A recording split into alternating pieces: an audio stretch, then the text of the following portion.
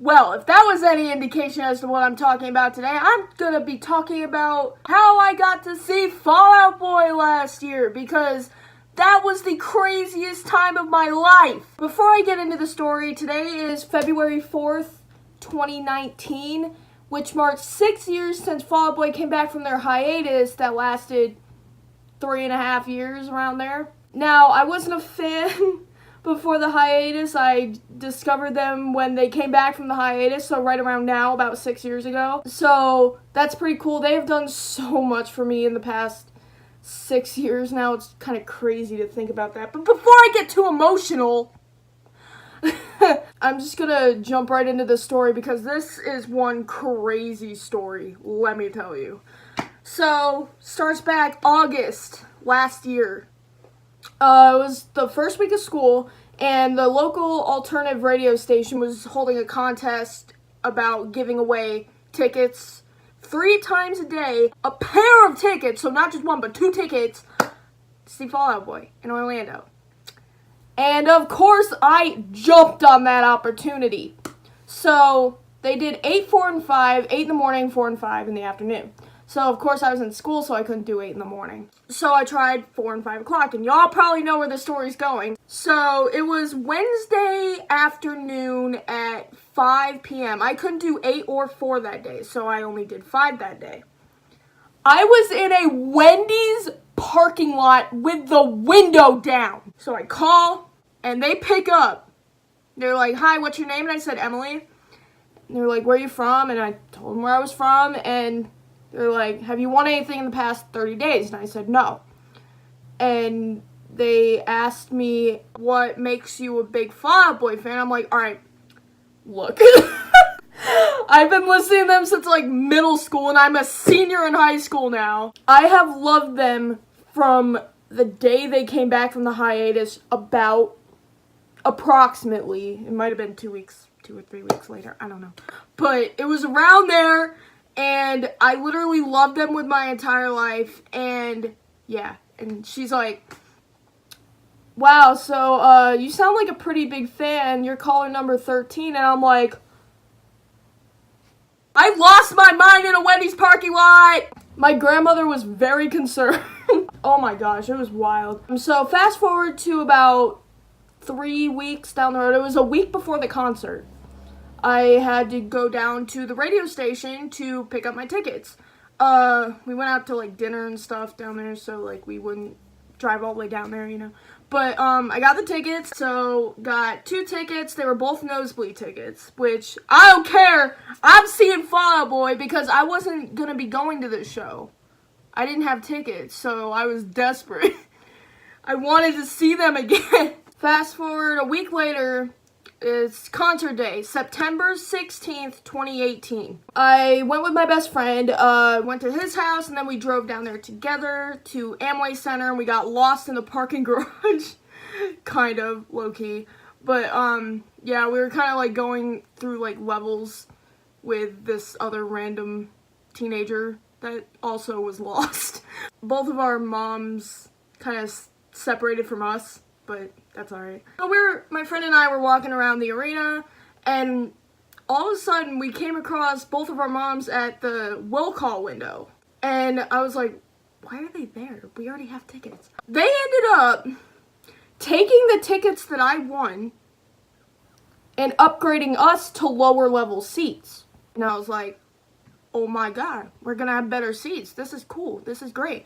So I thanked his mom up and down, because that was insane. She did not have to do that, but she did. And I love her for that. But yeah, that was pretty awesome of her. We go in with those tickets. We have, like, dinner at, like, this cafe. That was really good. It's right next to Amway Center. It's so good.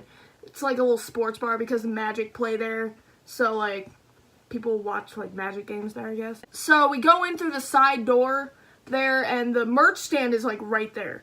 So we stand in the merch line, and the merch line, compared to other concerts that I've been to, like the Fall Out Boy concert about 1.5 years ago, and the 21 Pilots concert last year, this one was very mild compared to those. Like, I mean, other than the fact that I almost lost my friend in this line, but we won't talk about that. So we got our merch, and then we went to our seats. So we watched Gym Class Heroes from up there, because they opened for Fall Out Boy, one of the openers. Between Gym Class Heroes and Machine Gun Kelly, I get a call from my mom.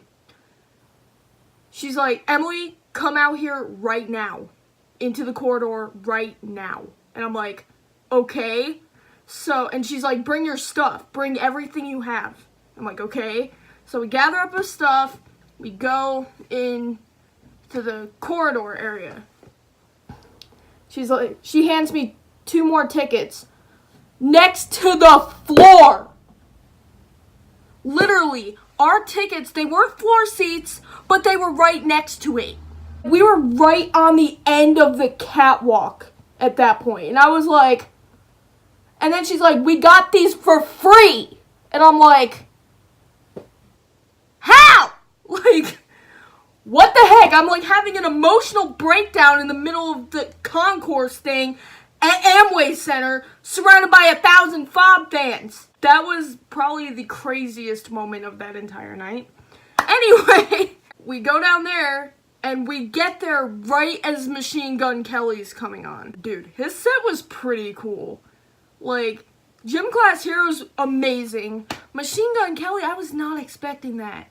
Like, when I heard they were touring with him, and I was like, I don't know, man. But then, I really underestimated him. He was amazing. And I know there was a lot of controversy with him over the course of the tour because of everything going on with him and Eminem at the time, but I don't care. That's all petty crap. Anyway, he was amazing, and I kind of started listening to him after that. So it was after that, we were kind of just chilling, and the past 2 legs of the Mania era, they did the thing with the purple wave on the screen, like about 10 minutes before they came on. They would put like the graphic of the purple wave on the screen, and everyone would be like, oh my god, they're coming! Yeah, that was me. Yeah, my friend and I freaked out. And then, of course, they would, like, play, like, music videos on, like, the screen, and Brendan Urie, anything Brendan Urie was in, that entire arena went, yeah. It was cool, though. I mean, they played High Hopes, and High Hopes is a bop, so it was right in the middle of High Hopes. When the lights went down, the waves started moving, and I lost my sanity. They played Disloyal Order of Water Buffaloes first. I completely forgot they were doing that. I, like, lost my entire mind. Because literally the first thing I heard was the and I'm like,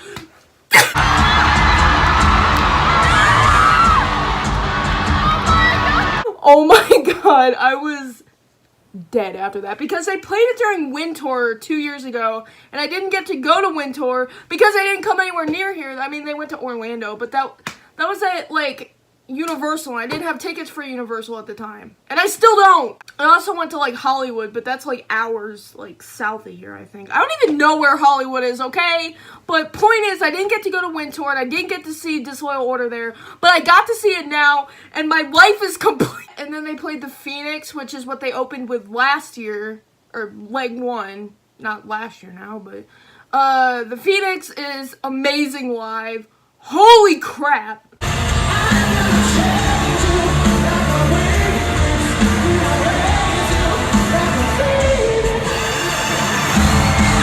Can we talk about Pete Wentz's flame bass? Holy crap!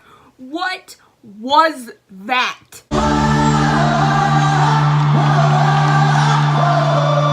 You know what it was? You know what it was? It was a national treasure, okay? That was probably the most genius thing I've ever seen him bring on tour with him. Like, oh my god. That thing was amazing. And he worked it himself while playing. The man is a legend. Okay. Yeah, I have this set list right here because I made it like a commemorative thing in this like scrapbook thing that I have. So, yes, they played Irresistible next. That song's pretty cool live, but I kind of wish they would swap it out. maybe next tour. I don't know. It's a good song though, live.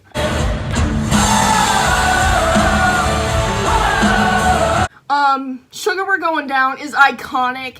I hope they never take that one off the set list ever.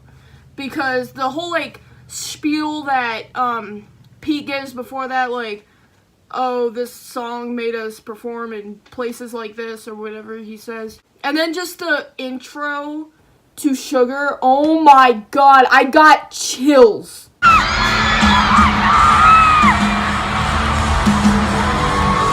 And I still do. That's such a bop. Next song they did was American Beauty, American Psycho, and I screamed so much when they played that song. I mean, I didn't get a lot of it on video at the first concert because I was trying to take it all in, you know, but I got that entire song on video. Psycho! I got a lot of videos, so. Then they play Immortals, and there's... People need to let it go, okay? Immortals is a bop. Immortals is really good live. The bass, it just sounds really good in a building like that. Like, dude. And then they show, like, Big Hero 6 in the background. How can you not love that? Like, I love that movie. Then they did Stay Frosty Royal Milk Tea, which was one that I've been wanting to see live since I heard it for the first time. Around, like, the bridge part, like, the end of the bridge, Patrick does, like, this thing with, it's, like, the thing that, that one rapper does. I forgot his name. Let's just say I lost my mind when he did that.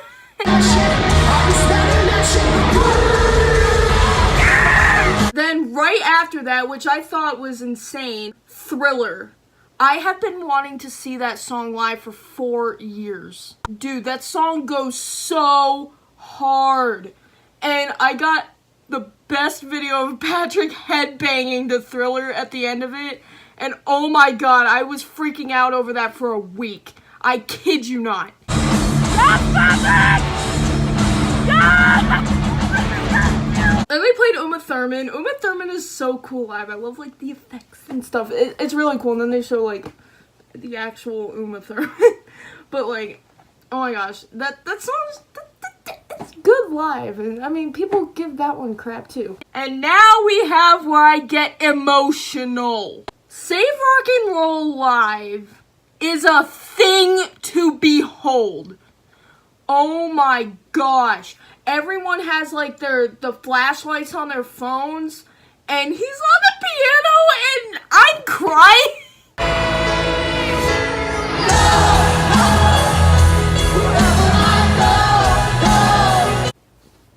I cried both times seeing that live, and I will still cry every time I see it live in the future, so there's that. It's so pretty. Like, oh my gosh, that song means literally so much to me, and seeing it live literally chills, just chills.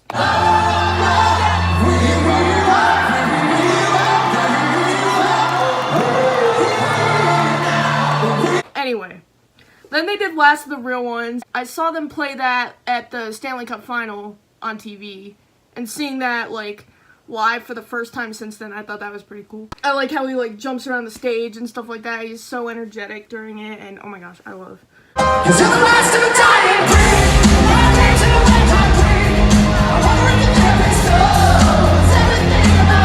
Then Young and Menace, oh my gosh. Young and Menace, for the way that they did it during the tour, oh my gosh. Patrick Stump can sing. Holy crap, this man can sing. Holy crap. Oh my god. I cannot get over how amazing his voice is. Oh my gosh. Oh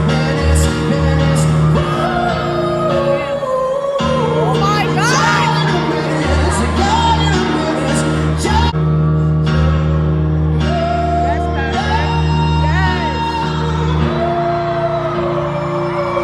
Yes, this man is so talented. I can't even put it into words how talented he is. Dance Dance. They were put on a B stage that floated. How cooler can you get? Yeah, Dance Dance is iconic, and he does, like, I got it on video too, when he does like the marionette thing with his guitar at the end. Iconic. You can hear me in the video screaming, "Come on, Patrick, do it, please." Come on, Patrick, do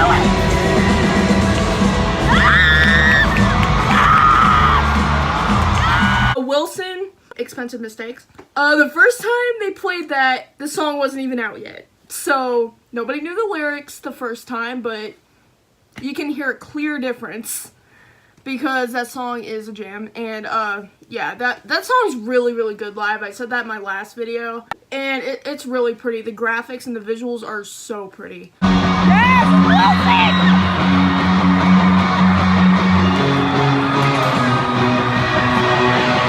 Then they did Thanks for the Memories. That was really cool because they had like the, they were still on the B stage for Wilson and Thanks for the Memories. They had Orlando 9/16/18, and then under it was Oswald the Lucky Rabbit or something like that.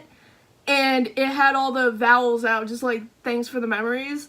And I don't know, I thought that was really cool. I got a picture of Pete and Patrick on the B stage with the...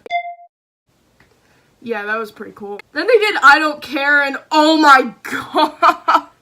That song goes so hard live, oh my gosh. It's that thing Patrick does during the, like, the bridge, oh my god. Yeah, that, oh my gosh, that was such a good performance of it too. Like, I've seen really good performances, but like, and I'm not just saying this because I saw it live, I'm saying it because, oh my god, I love that song. Anyway, I got it on video when he did the thing, and I died.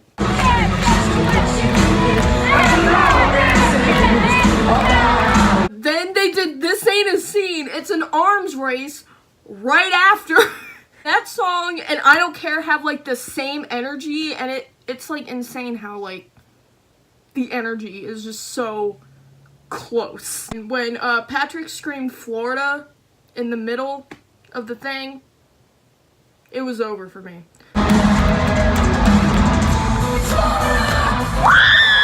Then they did Like a Fat Kid, and they had just released that officially in mid to late August. It was an unreleased demo that they did way back in 2008 or 9. And they finally released it on iTunes, remastered and, you know, like, more modernized, you know, but still have, like, the same, like, similarity as it did in 2008 or 9, whenever they did it. And it's one of my favorite demos of theirs, and hearing it live,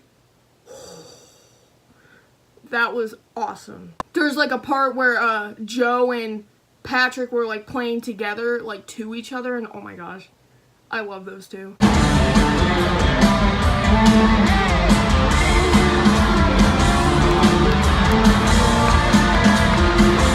Champion, that's one of my mom's favorite songs. I can tell you I screamed every word to that song. I don't remember if I got any of it on video though. Before they did Grand Theft Auto, Where's Your Boy next, Patrick did this thing during this tour where, like, before that he would, like, the spotlight would be just on him and he'd just be sitting there playing, and it sounded really, really cool. Like, just him. And then he would, like, stop, and then it would be like, where is your boy? And I'm like... Where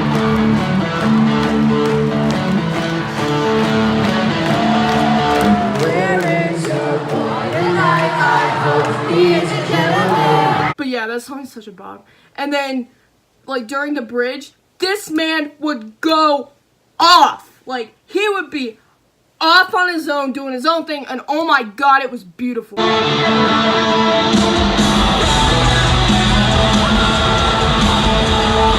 They did Centuries. They were like, this is our last song, just Centuries. And I'm like, nah, you lie. You lie. Centuries, as overplayed as it is, it's still a bop. I don't care. It's amazing live. That's all I can really say.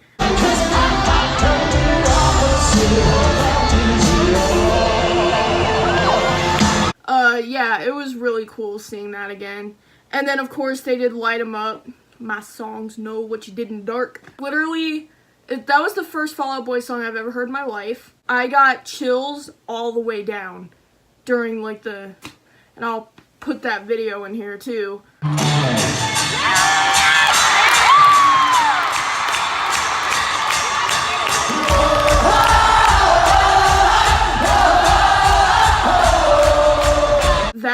was amazing to see that again. Literally every time whether it be on TV, whether it be in person, that song will always give me chills to hear live. Because it was my first song I heard by them, and it got me into them. I mean, I don't know, I just think that's cool. And of course, Saturday, upbeat song, but I cry.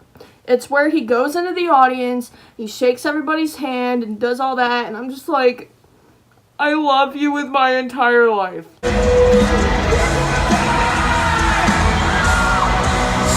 Yeah, that was their last song.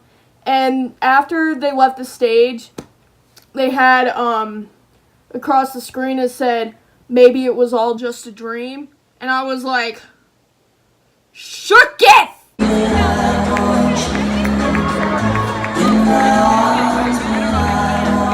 But yeah, that was their whole set. It was probably the coolest experience of my life, just how I got to go and like everything that happened in between.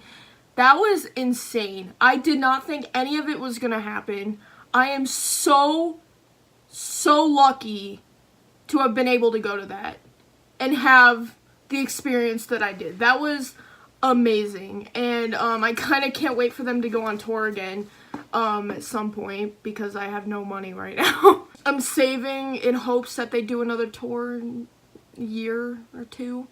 That would be really, really cool. I really want to see them again. Literally, if you haven't seen them live, I highly recommend it. They are, and I'm not just saying this because I love them, they are really amazing live. Like, I could see them again and again and never get bored. They are awesome. The only thing I wish is they would put different songs on the set list, because they used to play like The Kids Aren't Alright, Missing You, Death Valley. They played I'm Like a Lawyer way back in 2013. Though I wish they would like change them out every once in a while, but I mean, still, I don't care. They're awesome live. I could see those songs again and I would not care.